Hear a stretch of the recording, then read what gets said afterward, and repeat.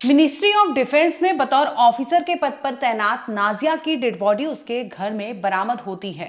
मामला पुलिस तक पहुंचता है। बिहार की नाजिया, जो पहले इनकम टैक्स ऑफिसर रह चुकी थी, वो फिलहाल में मिनिस्ट्री ऑफ डिफेंस में असिस्टेंट सेक्शन ऑफिसर के पद पर तैनात थी। इसी दरमियान उसके घर में कुछ ऐसा होता है जिसके बाद दिल्ली के द्वारका में घर में ही लाश बरामद होती है। परिवार को सूचना दी जाती है सुबह तड़के 4:30 बजे, जिसमें बताया जाता है कि आपकी बेटी की मौत हो चुकी है। और इसके बाद बिहार से वो फैमिली आनन फानन में दिल्ली पहुंचती है और जब पुलिस के पास शिकायत दर्ज कराने जाती है तो पुलिस की लापरवाही सामने आती है, ऐसा नाजिया के परिवार का कहना है। एक ऑफिसर की मौत हुई थी, एक ऑफिसर की शादी के सिर्फ और सिर्फ कुछ महीनों बाद ही लाश बरामद हुई थी ससुराल से। इसके अलावा आपको बता दूं कि 3 महीने की वो नाजिया प्रेग्नेंट थी। इस दरमियान उसकी डेड बॉडी उसके घर से बरामद होती है। एक नहीं बल्कि 2 लोगों की मौत हुई थी। नाजिया के कोख में पल रहा बच्चा भी खत्म हो जाता है। क्या थी कहानी? क्यों बिहार के सुदूर गांव से टॉप करने वाली लड़की इस तरह से दिल्ली के द्वारका में अपने कमरे में लाश के अवतार में बरामद की जाती है? कहानी क्या थी? एक पुलिस पर्सनल फैमिली जो है, उनके ससुराल वाले, वो पुलिस पर्सनल में उनके ससुर थे, जिसकी वजह से दबदबा था। फैमिली ससुराल वाले जो है वो स्ट्रांग थे। इसी दरमियान मिनिस्ट्री ऑफ डिफेंस में काम करने वाली नाजिया के साथ उस घर में कुछ हो रहा था। बीते कुछ दिनों से वो लगातार अपनी अम्मी से फोन पर कुछ कह रही थी।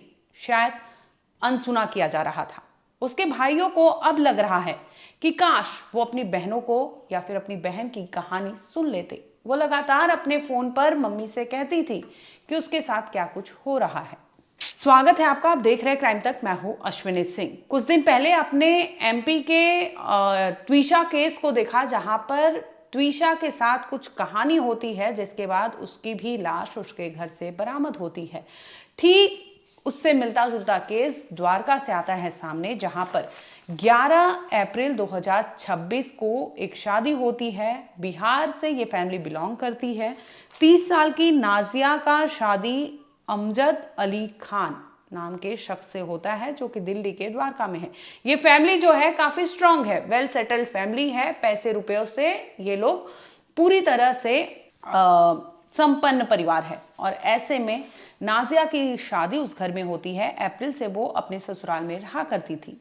कुछ दिन तक तो सब कुछ ठीक चलता है, लेकिन अचानक उस घर में कलेश होने लगता है। नाजिया 3 महीने की प्रेग्नेंट इस दरमियान चल रही थी। इस वक्त जो है अगस्त का महीना चल रहा है।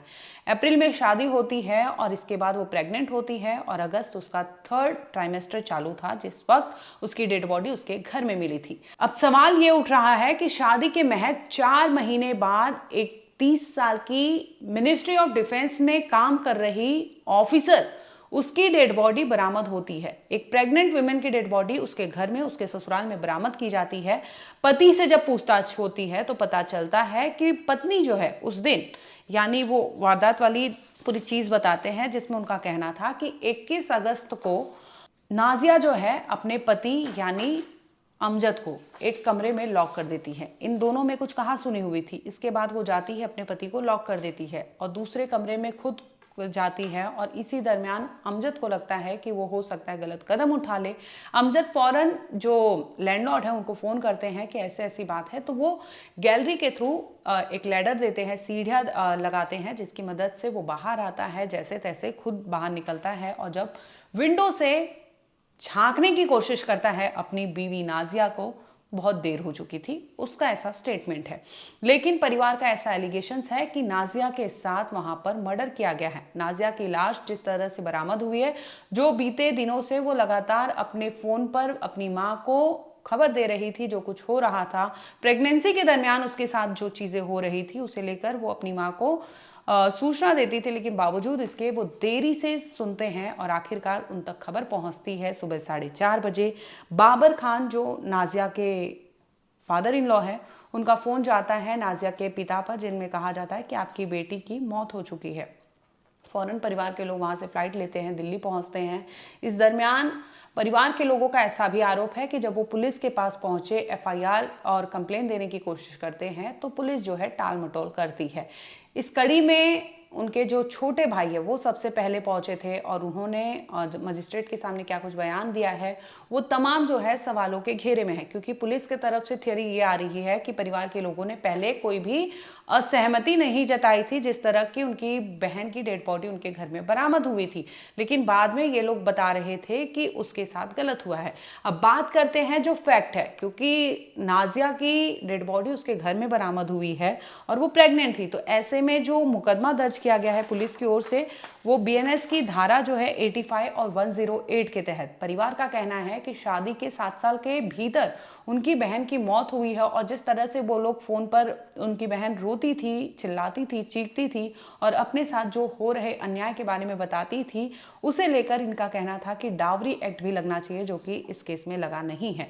पूरे केस पर भाई सामने आते हैं, उनका बयान सुन लीजिए। जी, हम लोग तो बिहार से आए, हम लोग को तो आते आते मतलब शाम के 3-4 बज गए। 3 बजे तो हमारी फ्लाइट लैंड की और 4 बज गए हम लोग को थाने आते आते। और हम लोगों ने पुलिस को बोला कि दिखाओ, तो उन्होंने बोला कि पहले सारी मतलब एसडीएम की इंक्वायरी वगैरह होगी, उसके बाद हम दिखाएंगे, आपको वहाँ चल के स्टेटमेंट वगैरह देना, उसके बाद ही कुछ हम करेंगे प्रोसीडिंग। सर जी, हमारा तो ये है कि हमारी सिस्टर ऑलरेडी बहुत हिम्मती और मेहनती लड़की थी। आप समझ रहे हो, एक मुस्लिम कम्युनिटी से, एक छोटे से गाँव से निकल के कोई अगर यहाँ तक पहुँचता है तो कितना एफर्ट उसने लगाया है, वो कितना संघर्ष झेली है। हमको मतलब पूरा यकीन है कि नहीं कर सकती सर जी। और मेरी सिस्टर जो थी वो रक्षा मंत्रालय में थी, देश का रक्षा, समझ रहे हो ना, देश का सुरक्षा में वो काम कर रही थी और उसी की सुरक्षा नहीं हो पा रही यहाँ पे। सर आम पब्लिक का क्या होगा सर जी। भाई का कहना है कि मुस्लिम फैमिली से बिलोंग करती है ये लड़की, ऐसे में बिहार के सुदूर गांव से ये है, अपने गांव का नाम रोशन किया था, इनकम टैक्स ऑफिसर बनी थी, सीजीएल टॉप किया था उसने। इसके बाद वो मिनिस्ट्री ऑफ डिफेंस में असिस्टेंट सेक्शन ऑफिसर के रूप में वहां पर कार्यरत थी। ऐसे में वो खुद जो देश की रक्षा करती है मिनिस्ट्री, उस डिपार्टमेंट में रहकर काम कर रही थी, लेकिन वो खुद की रक्षा नहीं कर पाई जिस तरह से उसकी मौत हुई।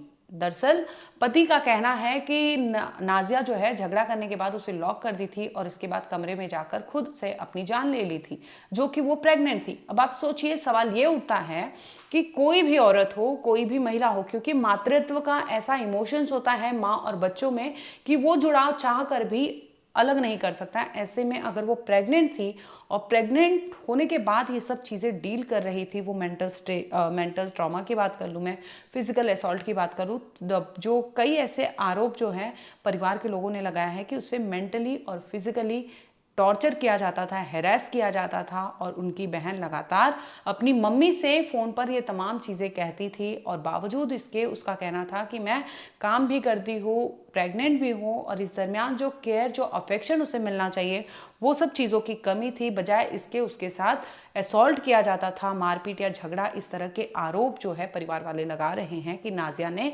जाने से पहले ये तमाम चीज़ें फ़ोन पर कही थी, लेकिन अब उन्हें अफसोस हो रहा है कि वो बेटी पहले भी चिल्ला रही थी, चीख रही थी, लेकिन उसकी पुकार उन तक नहीं पहुंची। उन्हें लगता था कि इनिशियल फेज है, अभी शादी के 4-5 महीने हुए हैं, इन्हें टाइम देना चाहिए, लेकिन इस बीच इतना बड़ा कदम कुछ उठा लेगी नाजिया, तो वो उन्हें पच नहीं रहा था, जिसे लेकर वो अब मामले की गंभीरता को, पुलिस को कह रहे हैं कि गंभीरता को देखते हुए डावरी एक्ट भी दर्ज करना चाहिए, क्योंकि पुलिस ने जो 2 धाराएं दर्ज की है वो बीएनएस की 85 और 108, cruelty bye husband and his relatives, जो बीएनएस की धारा 85 कहती है। इसके अलावा 108 जो है अबेटमेंट, यानी किसी को उकसाना, अपनी जान लेने के लिए आप उकसा रहे हैं, मेंटली उसे हैरेस कर रहे हैं, टॉर्चर कर रहे हैं, इस तरह के सिनेरियो जब बनते हैं तो ये धाराएं दर्ज की जाती है। इस पूरे मामले पर बड़े भाई का भी बयान सामने आया, एक बार वो सुन लीजिए। और उसके सपने बहुत थे, उसकी उड़ानें बहुत थी, वो आगे जाके संघर्ष करके बहुत कुछ बनना चाहती थी। हमेशा कहती थी भैया मुझे ये करना है, वो करना है, परिवार में हमेशा कहती थी। बीच में उसने कई बार संपर्क करने की कोशिश की, शायद हम लोगों से थोड़ी सी भूल हो गई, जो कि हमें पूरा जीवन भर हमें ये जो भूल है ये भारी पड़ने वाली है। उसने संपर्क करने की कोशिश करी कि भैया मुझे प्रताड़ित करता है, भैया मुझे मारता है, भैया मेरे साथ एक्सटॉर्शन करता है, भैया मेरे ऊपर ध्यान नहीं देता, भैया प्रेगनेंसी के बाद भी ध्यान नहीं दे रहा, मेरे ट्रीटमेंट को लेके सीरियस नहीं है, कि भाई कैसे होगा, क्या होगा, मैं सर्विस में हूँ, इसको मेरे साथ थोड़ा सा समय देना चाहिए, कुछ नहीं दिया। और at the time of marriage मैं आपके माध्यम से बताना चाहता हूँ, वो परिवार लालची है, मैं बिल्कुल स्पष्ट रूप से कहता हूँ। लड़का स्वयं, कोई भी लड़का होगा भारत में, एक सभ्य परिवार का बच्चा कभी अपने मुंह से नहीं बोलता कि मुझे 60,000 की घड़ी चाहिए। एक सभ्य परिवार का लड़का कभी अपने मुंह से नहीं बोलता कि मुझे 17,000 के जूते चाहिए शादी के लिए। उसने बोला, तब भी शायद हम ये चीज नहीं भाप पाए। उसके बाद लगातार उसने एक्सटॉर्शन किया। 4 महीने के अंदर मेरी बहन 3 महीने की प्रेग्नेंट थी। आप अकेला जीवन कोई समाप्त कर सकता है, अकेला जीवन अगर उसका होता तो समाप्त कर लेती, लेकिन एक माँ जिसके कोख में बच्चा पल रहा है, कैसी भी परिस्थिति हो, वो दुनिया की किसी ताकत से लड़ जाएगी। वो अपने आप को और अपने बच्चे को जीवन देने के लिए किसी भी संघर्ष से लड़ सकती है, हर संघर्ष तक जा सकती है, किसी भी हद तक जा सकती है। आप ये सोचिए कि क्या परिस्थितियां बनी होंगी कि उसको मार दिया गया, या उसकी संदिग्ध मौत हुई, या मतलब कैसा उसका मेंटल हैरेसमेंट हुआ होगा, या उसने कर लिया। ये तो जांच का विषय है। हम यहाँ पे आए, हमने कहा कि भाई हम अभिभावक हैं, एफआईआर लॉन्च करो। एफआईआर लॉन्च नहीं करी गई। 3 दिन हमने संघर्ष किया एफआईआर लॉन्च कराने के लिए, और फिर एसडीएम साहब के समक्ष गया। एसडीएम तो नहीं थे वहाँ पे, तहसीलदार जिनके पास मेरे छोटे भाई का बयान हुआ था, वहाँ पहुँचने के बाद एसडीएम तहसीलदार के पास जो बयान हुए, उसके आधार पर तहसीलदार ने हमें आश्वासन दिया कि आप जाइए, निष्पक्ष जांच होगी, और जो आईओ है संबंधित थाने का, आपका जो केस देख रहा है इन्वेस्टिगेशन ऑफिसर, इन्हीं बयान के आधार पर बीएनएस की धाराएं लगाएगा। पर बीएनएस की धाराएं नहीं लगाई। धाराओं में सब गोलमाल कर दिया इन्होंने। इसमें डाउरी एक्ट लगता, इसमें दहेज उत्पीड़न का केस बनता था, इसमें किसी को प्रोवोक करके मजबूर करने का वो बनता था, लेकिन धाराएं नहीं लगी। उल्टा क्या किया, लड़के का बयान उसमें हमारी एफआईआर में ऐड कर दिया। जो लड़का है, जो अभियुक्त है, जिसकी बीवी इस दुनिया में नहीं रही, जिसके मेरी बहन के कोख में बच्चा पल रहा था, कितना भी बेकार से बेकार आदमी होगा ना, कितना भी जलील आदमी भी होगा ना, तो उसके साथ अगर ये घटना होती ना, तो 24 घंटे हमारे साथ रहता। फैमिली का बैकग्राउंड बहुत स्ट्रांग है। ये लोग बहुत कैशिश लोग हैं, ये कुछ भी कर सकते हैं, ये थाना खरीद सकते हैं, ये कुछ भी किसी हद तक जा सकते हैं इस केस को दबाने के लिए। क्योंकि हम लोग लेट पहुंचे, घटनाक्रम सुबह का है, बीच में इनको गैप मिल गया। ऑब्वियसली हम अगर फ्लाइट से भी अगर यहाँ हम फ्लाइट से पहुंचे, तब भी हमें 4 घंटा लग गया यहाँ पहुंचते। और उस बीच आईओ जो इन्वेस्टिगेशन ऑफिसर वहां पे पहुंचा था, प्रशासनिक व्यवस्था से जिनकी भी ड्यूटी लगी वो वहां पहुंची। इन लोगों के बीच में सेटिंग हो गई। और जैसे ही हम पहुंचे, हमने डिमांड करी कि भाई हमारी बच्ची को दिखा दो। आज वो यहाँ पे मॉर्चुरी में है। अभी तक मैं उसका फेस नहीं देख पा रहा हूँ। 48 घंटे से ज्यादा हो गए हमें संघर्ष करते हुए। एफआईआर में गोलमाल करते हो, हमारी सुनवाई नहीं करते, बेटी बचाओ बेटी पढ़ाओ का नारा देते हो। भारत देश के सुदूर ग्रामीण क्षेत्र से एक बच्ची संघर्ष करके इंस्पेक्टर बनती है इनकम टैक्स में, उसके बाद वो सीजीएल का एग्जाम क्लियर करके, इतना आसान है क्या? एक बच्ची का 28 साल का 30 साल का संघर्ष आपने 30 सेकंड में खत्म कर दिया।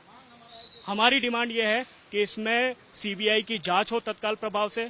दूसरी हमारी मांग ये है कि जो इन्वेस्टिगेशन ऑफिसर्स हैं, एसएचओ हैं, इनके ऊपर भी कार्रवाई बनती है, क्योंकि इन्होंने इतने बड़े घटनाक्रम को बहुत इजीली लिया। और इनके पीछे इनका क्या इंटरेस्ट था, ये जांच का विषय है। इस पर सीबीआई की मांग तत्काल प्रभाव से होनी चाहिए, ताकि हमें न्याय मिल सके, और हो सके तो एसआईटी स्पेशल इन्वेस्टिगेशन टीम की भी एक वो होनी चाहिए। संपर्क करने की कोशिश करी, लेकिन वो फोन नहीं पिक किया उसने।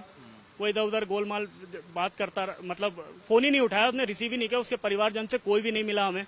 अगर वो इतना मानवीय व्यक्ति होता तो अपनी बीवी के इस काम में वो यहाँ होता। हम तो ये कह रहे हैं कि भाई आपने गिरफ्तारी क्यों नहीं की अभी तक? अगर पूरा परिवार फरार है, आपने गिरफ्तारी के लिए क्या किया, क्या एक्शन लिया? उल्टा हमसे 100 सवाल करते हो आप।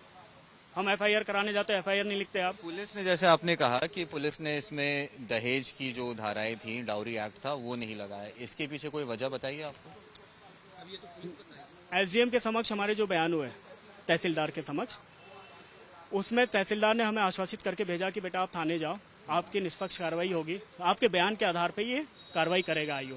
हम वहाँ पहुंचे, उसने लीपापोती कर दी। रात में मैं कह रहा हूँ ना, 1:30 बजे उसने मुझे एफआईआर दी। तो जब 1:30 बजे मेरे हाथ में एफआईआर हाथ लगी, तो अच्छा, उससे पहले जब हमने पूछा उससे प्रेशराइज करके कि भाई क्या धारा है आप लगा रहे हो, क्या हमारी जो डिमांड है वो फुलफिल कर रहे हैं, बोलता है यार वो आपको नहीं बताएंगे, आपकी एफआईआर हो रही है और वो आपको मिल जाएगी। जब हमने देखा तो उसमें डाउरी एक्ट की कोई धारा ही नहीं थी, और उल्टी सीधी धाराएं लगा दी।